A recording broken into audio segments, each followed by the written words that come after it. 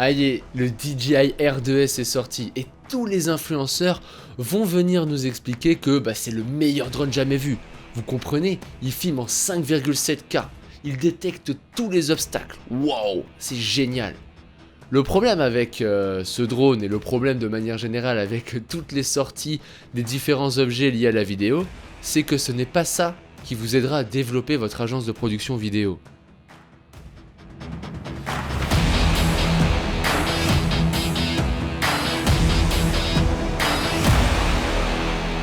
Bonjour les vidéopreneurs, ici Guillaume Gardès de vidéastefreelance.fr. Avant de commencer, je voulais faire une petite annonce. Avec Antoine, mon fidèle acolyte du podcast Les Vidéopreneurs, nous travaillons depuis plus d'un mois déjà sur la création d'une grosse formation. Car avec Antoine, nous avons développé une stratégie qui fonctionne bien et qui peut vous aider à lancer et développer votre agence de production vidéo en 3 mois seulement. La formation est prévue pour juin. Alors si vous ne voulez pas manquer le lancement, j'ai mis un petit lien dans la description pour vous inscrire à la liste d'attente.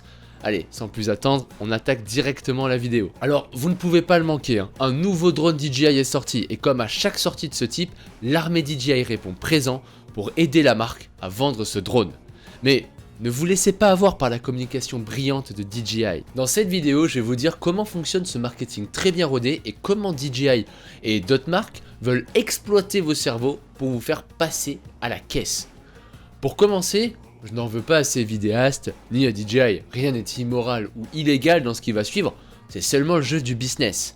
Mais il me semble important de parler de ça et de vous donner mon analyse sur le sujet.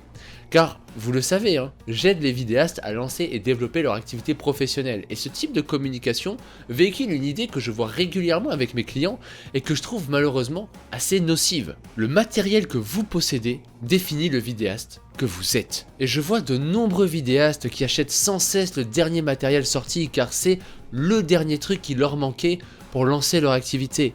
Et ce comportement est problématique car c'est une course infinie. Je prends les paris ici que nous allons voir bientôt sortir le Mavic Pro 3. Et que se passera-t-il à ce moment-là? Que deviendra ce nouveau drone DJI R2S? Aujourd'hui sur YouTube, il n'y a qu'un seul son de cloche, celui de l'angle du plaisir personnel. Achetez ce drone s'il vous fait plaisir. Je vais déjà rappeler un élément qui est pour moi extrêmement important à rappeler pour les vidéastes qui débutent tout juste leur activité.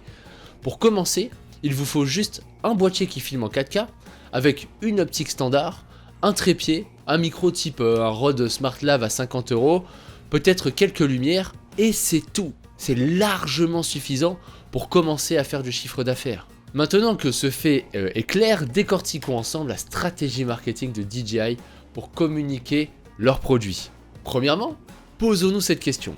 Que recherche le créateur de contenu sur YouTube? Il cherche à faire grossir sa chaîne. Même s'il dit l'inverse dans ses vidéos, même s'il dit « Ouais, vous savez, les vues et les abonnés, ce n'est pas important pour moi », ses actes montrent l'inverse. Il essaie de faire des miniatures qui attirent l'œil, des titres intrigants, et se débrouille pour essayer de faire du contenu toujours plus original. Un des moyens d'attirer du trafic est de créer du contenu sur un mot-clé recherché. La problématique est que, comme tous les créateurs font la même chose, les mots-clés recherchés sont souvent concurrentiels, et il est difficile d'attirer du trafic. C'est la raison pour laquelle il faut trouver un mot-clé avec beaucoup de trafic et pas ou peu de compétition.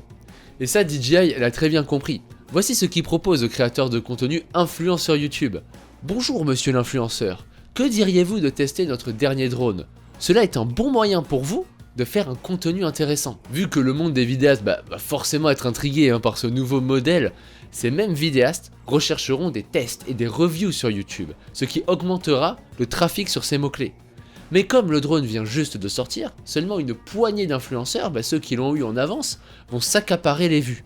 Une fois le drone et les vidéos sortis, la demande sur ces mots-clés explose. Cette demande est un incitateur fort pour les créateurs de contenu qui n'ont pas eu le drone en avance de créer des vidéos sur cette thématique, pour essayer de grappiller quelques vues dans le but de faire grossir leur chaîne. Pour beaucoup d'entre eux, ils vont acheter le drone et le présenter en vidéo en répétant les arguments marketing qu'ils ont entendus dans les vidéos de leur influenceur préféré.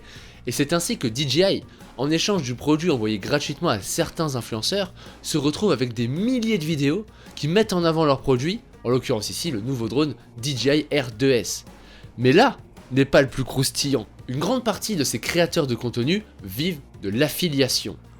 Alors, vous savez, hein, l'affiliation, c'est ce procédé qui permet de rémunérer une personne qui emmène du trafic sur un produit par une commission sur chaque vente. Par exemple, vous vendez mon produit et à chaque vente que vous faites, je vous donne par exemple 10% de commission. Donc, DJI envoie le produit à une poignée d'influenceurs dont les revenus dépendent des ventes qu'ils vont faire grâce à leurs vidéos. Par conséquent, ces influenceurs n'ont pas intérêt à réaliser juste une petite vidéo, mais plutôt un intérêt à créer une excellente vidéo. Au plus ils attirent du trafic, au plus la vidéo vend des drones et au plus ils récupèrent des commissions importantes. DJI a compris ça. Ils vont s'arranger pour créer une micro-concurrence dans la communauté des vidéastes. Ainsi, il y a un incitateur fort à créer d'excellentes vidéos sur le nouveau produit à la mode. La conclusion pour DJI est vraiment super, hein. La marque se retrouve avec des centaines de vidéos ultra bien réalisées. Je vous passe au montage là une vidéo réalisée par le créateur Just Kay. Cette vidéo est magnifique et très bien réalisée, il n'y a rien à dire. Maintenant je suis curieux. Combien cette vidéo magnifique a-t-elle coûté à la marque DJI? Prenons le cas où DJI paye des équipes de vidéastes professionnels pour créer leurs vidéos. Si on prend en exemple la vidéo de Just Kay que je viens de vous montrer, franchement le prix d'une telle production serait aux alentours de 20 000 € à vue de nez. Plusieurs personnes, plusieurs lieux, un certain temps de post-production, je pense que quand même on tape dans du devis assez salé. Est-ce vraiment ce que DJI a payé? Je sais que non. Je pense plutôt que DJI a offert le produit en plusieurs exemplaires à ce créateur et voilà tout. Pour résumer, grâce à la stratégie que l'on a détaillée précédemment, DJI est gagnant sur tous les points. Car la marque se retrouve avec des milliers de vidéos, des shoots produits, des tests, des reviews vidéo super bien montées, tout ça pour une bouchée de pain. Là où si DJI avait embauché des équipes pour chacune de ces vidéos, on aurait explosé complètement le budget com. Mais pourquoi payer des équipes alors qu'il y a une armée de créateurs de contenu prêts à créer une vidéo en échange du produit? Pourquoi payer des équipes alors que la majorité des vidéastes sur YouTube vont acheter le drone puis en parler sur leur chaîne? Là c'est le double braquage. Le vidéaste achète le produit et en plus il en fait la promotion. Passons à du sérieux. Comment devez-vous considérer l'achat d'un nouveau produit en tant que vidéopreneur? Car oui, on va pas se le cacher, certains produits sont utiles à acheter pour votre activité. Que ce soit pour faire de plus belles vidéos, pour vous simplifier la vie ou tout simplement indispensable à votre activité. La question ici c'est comment vous pouvez mentalement faire le tri entre ce qui est inutile et ce qui est justement utile. Premièrement, je vais quand même le préciser, si vous faites de la vidéo par plaisir le week-end et que vous n'avez aucune ambition de vendre vos services, là aucun problème, achetez ce drone si cela vous fait plaisir et que vous en avez les moyens. Mais à partir du moment où vous êtes un vidéopreneur et donc que vous vous souciez du côté business, le plaisir personnel n'est pas une bonne façon de penser l'achat. Premièrement, il y a deux façons de penser l'investissement en tant que vidéopreneur. Soit vous investissez dans votre business, soit vous investissez sur votre business. Cette nuance est super importante à comprendre car je suis certain que vous investissez régulièrement dans votre business et non sur votre business. Investir dans son business peut être résumé à rendre sa vie de vidéaste plus facile. Pour vous donner un exemple personnel, j'ai investi dans un écran externe, dans un slider motorisé et dans un bon trépied, etc., etc. Toutes ces choses ne me font pas gagner de l'argent en soi, mais rendre la réalisation de mes prestations professionnelles plus facile. Investir sur mon business est différent. C'est tous les investissements soumis à un retour sur investissement intéressant. Par exemple, il y a quelques années, je me suis formé à la vente pour apprendre à vendre mes services. Ce n'était pas dans le domaine de l'audiovisuel, mais avec un peu d'effort, j'ai réussi à réadapter ces informations sur ce marché. J'ai payé également LinkedIn Premium pour me permettre de faciliter ma prospection. Tous ces achats participent à l'augmentation de mon chiffre d'affaires global de manière directe. On peut dire que j'ai investi sur mon business. Passons à votre cas maintenant. Qu'importe le matériel que vous achetez, vous ne faites qu'investir dans votre business. Et nous avons vu juste avant que ce n'est pas ça qui vous aidera à développer votre activité. Je vous pose la question, si vous voulez vous pouvez répondre en commentaire.